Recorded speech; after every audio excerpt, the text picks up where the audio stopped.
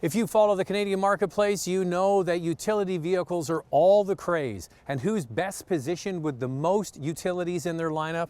Jeep. They have the small Renegade, they have the compact Jeep Cherokee, they have the Grand Cherokee, the Wrangler, and slotting between the Cherokee and the Renegade is this vehicle, the Compass. This Jeep is actually based on the smaller Renegade. What they do is they lengthen it so it fits nicely between the smaller Renegade and the larger Cherokee. And this is where the market is going, to smaller utility vehicles. Gives you the utility that you want, but the ruggedness that people are attracted to. And one brand that has rugged nailed is Jeep. This Compass looks a lot like the larger Grand Cherokee, and I think that they've nailed it, especially when you look at the non-Trailhawk version. It's much more cohesive and I think a very nice looking utility. When you get the Trailhawk, the one that I have here, it gives you much more off-road capability, but it changes the look.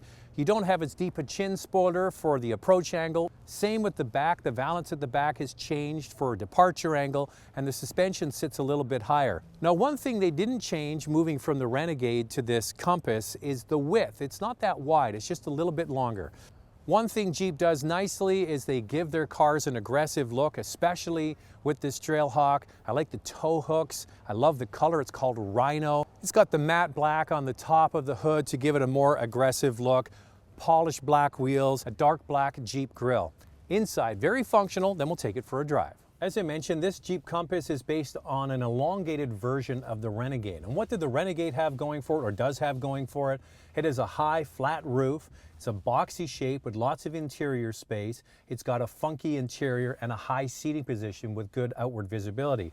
All of that is true with this Compass as well. And you notice in this one, it's got the big, beautiful pano roof, which is optional, but goes really across the whole entire roof of the car. You do sit up high, you have a great commanding view down the road and lots of windows as well. Plus it's kind of funky in here. There's still some bright touches of red, similar to the tow hooks on the outside in this Trailhawk edition. Now let's get into screens, because that's very important with a modern vehicle. In behind the steering wheel is a 3.5-inch TFT screen that's standard equipment. You can upgrade to a 7-inch unit. That's what I have on this vehicle. Then you go to the center screen.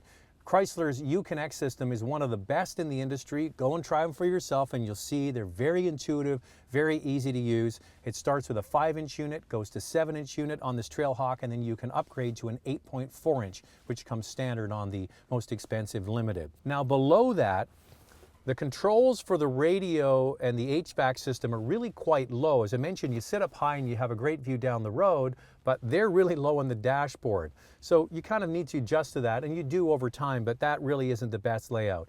The materials on the inside, there's lots of soft touch materials, but it has a very monochromatic, other than the splashes of red, black interior in here. You see Trailhawk on the seat, but that's about it.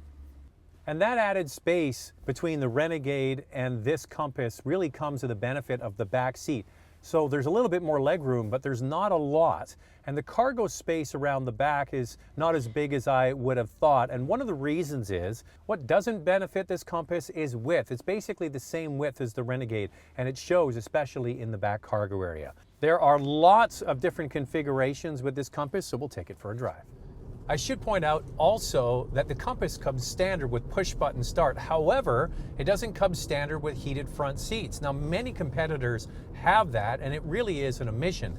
It comes standard on the top model, the Limited. Now, you can get it on the lower trims, but you have to put it in a package. That is something I think I'd rather swap. Heated seats for push-button start. In addition, you can get a power-operated rear tailgate, which is something you don't see typically in this size of utility. So it's nice that that is an option. So what's at play here under the hood is a 2.4-liter Tigershark 4-cylinder engine, 180 horsepower, 175 pound-feet of torque, which is really quite good considering the size of this utility vehicle. Now, if you get the base model, it's a 6-speed manual. That's pretty nice. You can still get a manual, but front-wheel drive only. You can also get a front-wheel drive only 6-speed automatic. If you go to all-wheel drive, you get the 9-speed automatic that's in this particular vehicle. On top of that, you can get this Trailhawk, which adds a whole bunch more, including active drive low and a whole bunch of settings here for getting this vehicle over rocks and mud and sand and what have you, along with hill descent control, advanced all-wheel drive system that really is going to be lost on the average commuter day in and day out. Now this is the trade-off. Majority, as I mentioned, will not be using the advanced all-wheel drive system to go off-road.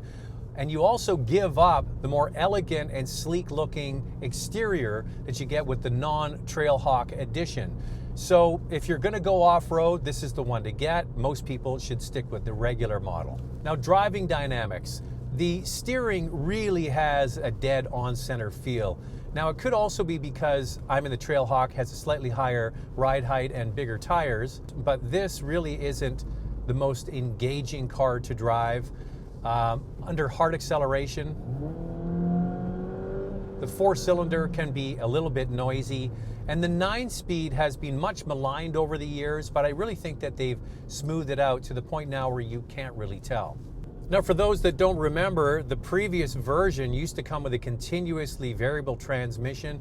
This is a major upgrade for sure. Now, Toyota really threw down the gauntlet for 2017, including their advanced safety system as standard equipment on the majority of their cars, the most notable being the Toyota RAV4, with forward collision warning, pedestrian detection, and autonomous braking on all models, even the base model. Same with Honda, the majority of their CR-Vs come with this, but this particular vehicle, if you want to get the advanced safety features, they are available, but only as a package, even on the most expensive model. Well, one area I don't believe Jeep is excelling at with this Compass is price.